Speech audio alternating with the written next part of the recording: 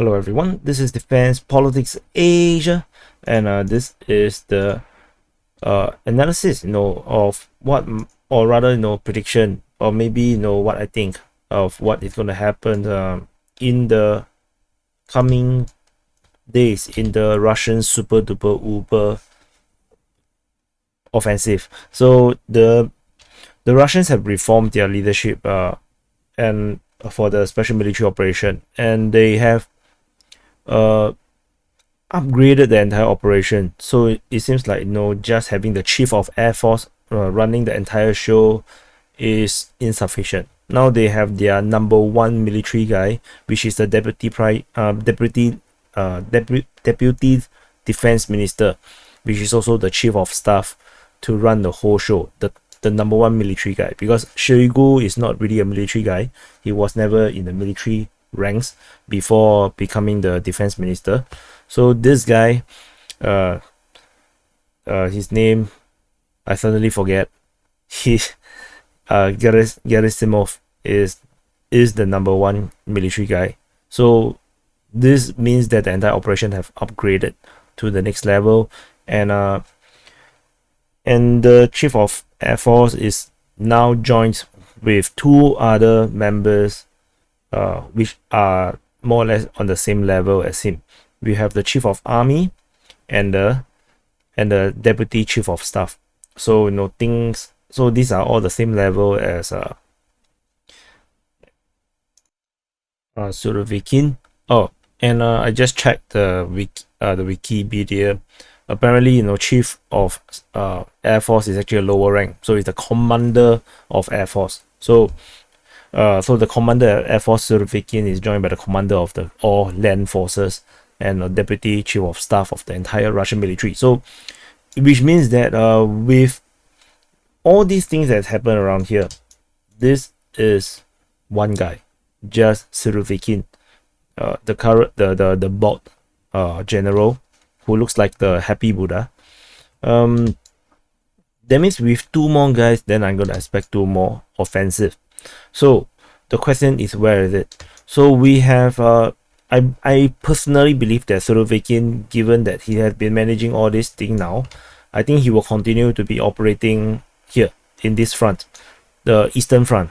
So this is going to be where Surovikin will continue. He will continue to be attacking, fighting at the Donetsk region here, in the Luhansk region, trying to get back to the Luhansk border. He will be in charge of the Donetsk operation, at the Bakhmut front, at the New York front, at the Novoleda region, and perhaps doing the flank that I was expecting south of Konstantinivka, and to force back the Ukrainians from New York front, and I think he will also be in charge of the Velika Novosilka region. This is what I think. This is where the Surovikin is supposed to to operate on. Surovikin. So then the other two generals is come to question. So in my mapping report, the other guy, the deputy commander, the new deputy commander, Oleg Salyukov, who is actually the commander of all ground forces in Russia, he visited Belarus. This is on the 12th of January, and for him to actually visit Belarus right after his new appointment as a deputy commander of the entire of the special military operation may suggest that he is in charge of the forces in the north, perhaps in the Belarus region, perhaps even or maybe the entire northern front, maybe including those that are in Kursk and Bryansk. So as such, I would believe that the Russians is going to open a northern front, and given the number of troops that has been reported in Belarus, the formation of the Belarusian Russian combined force, there is also independent Russian forces in Belarus as well, over here, and it's conceivable that there is also, you know, Russian forces north of Chernihiv at Kursk and around Bryansk. So there's a lot of possibility. This is a very, very long border. There's a lot of possibility where he might start. And I personally do not think that the Russians will go for this route, even though I think they could, or enter in from Belarus, which they done limitedly during the start of the operations. Most of the forces actually entered through the Tri border here, down to Chernihiv, but there is some forces going down on from the nuclear power plant region. I think this is less likely to be the case, but it can be a decent move.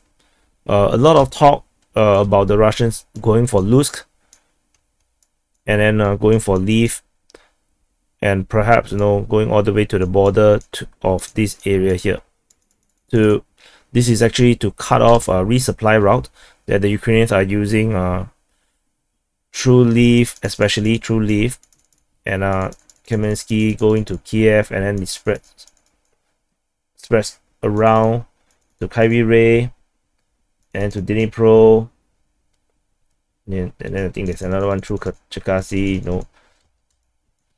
This is the supply route that the Ukrainians are doing to resupply the Eastern Front. And a lot of talk is that the Russians can do this. So maybe not here, because the danger of fighting so close to the the Polish border is that that Poland might get triggered. Then Poland is not gonna be very happy about this, and it might trigger Poland into entering the war. And I don't think the Russians really want that. So I think this is not a good idea. So if, let's say, the Russians were to push, maybe they can actually go, if they really want to go through Belarus, it's through here. Zhytomyr will be decent enough. And going to Vinnytsia is a pretty okay distance, and this border here is much more shorter than trying to cover this. So I think this is actually more conservative in that sense. And Zhytomyr and Vinnytsia is both very important transport hub as well. So, and with this, they can actually link up with Transnistria as well. So this could be doable, actually, in a way. So maybe not this. Maybe not this. Yeah, because this is too obvious. Everybody is talking about this. And trying to encircle the entire of Ukraine might be a bit too big to bite, to chew on. This is also a bit ambitious. What I do think more likely is that the Russians will actually do a major push through Chernihiv and Sumy region in this way, not via Kharkiv, because Kharkiv region, the Ukrainians actually defended, have a very strong defense around this area here, because this was where the previous front line was, and it's very heavily defended, a lot of entrenchment, a lot of trenches. So I don't think and it's too close to the Eastern Front. Ukrainian forces can easily reinforce this region here too easily, and with forces maybe at Dnipro, gathering around Dnipro, to be pushed as a stop where they actually go to the Eastern Front. They can actually easily go up north to secure the Kharkiv front, which is kind of pointless if you start a front and then end up it joins into a one single front. What you want is actually to push further away, in this region here, and you force a major redeployment. Force a major redeployment backwards. I think that will make more sense in this sense. So maybe even this might not happen. So maybe even this might not happen. So so maybe it will look like this. Yeah, maybe more like this, north of Chernihiv, then they can actually go back to push towards Kiev, and again threaten Kiev again. And this time around, they can actually push all the way to the river, to the Dnipro river.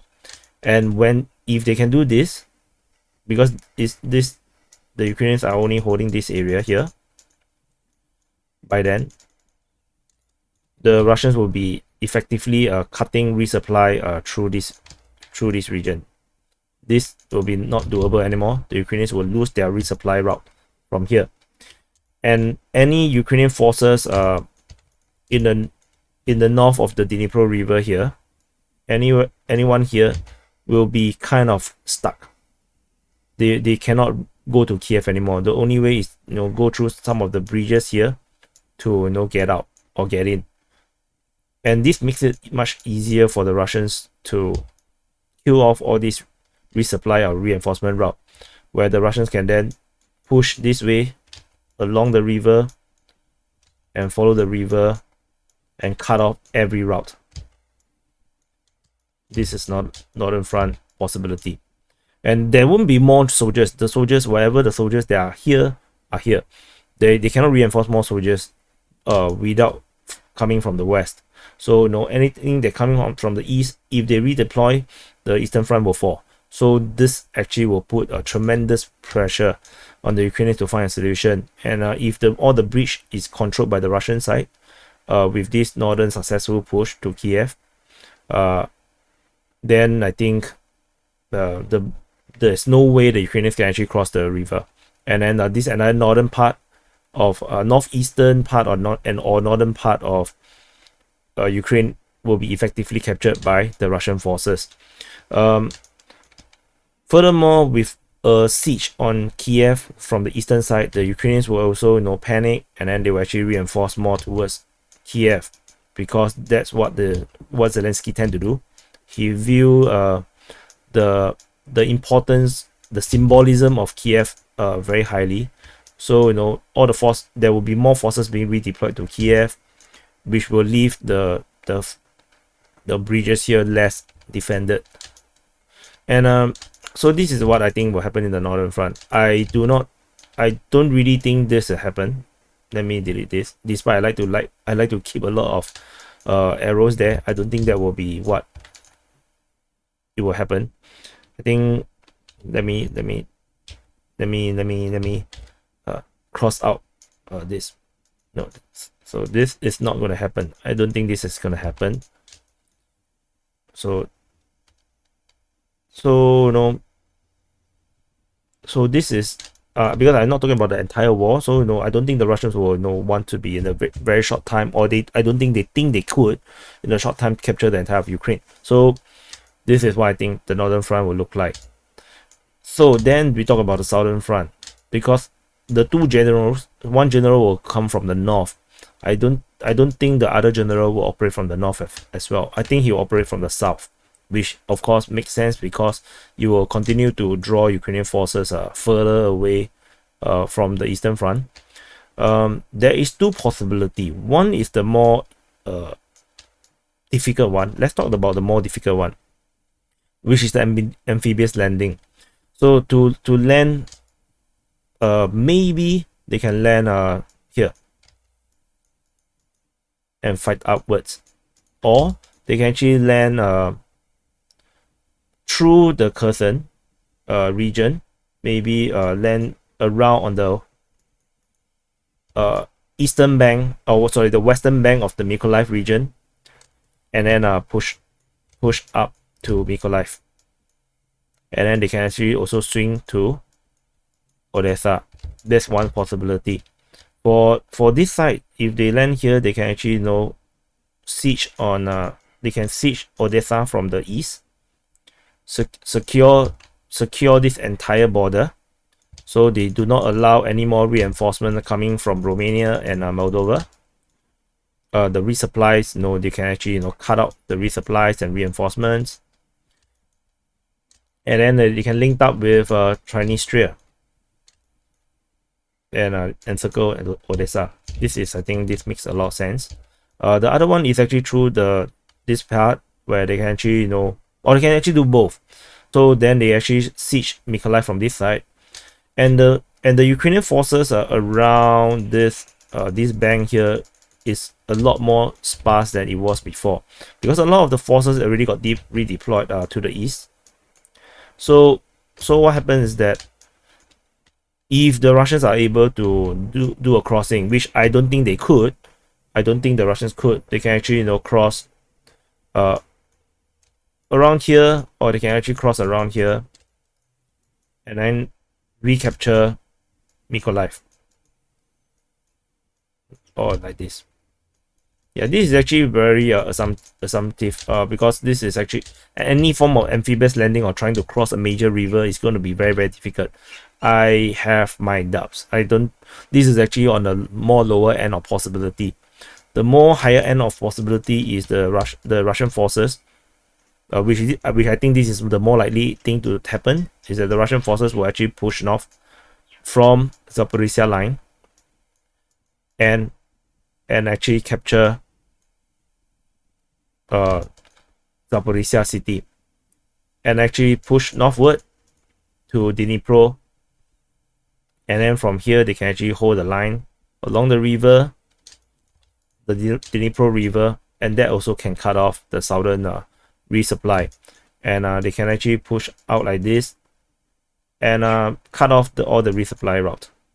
That's one way. And then once the encirclement, they can actually hit the rear and encircle the entire army. The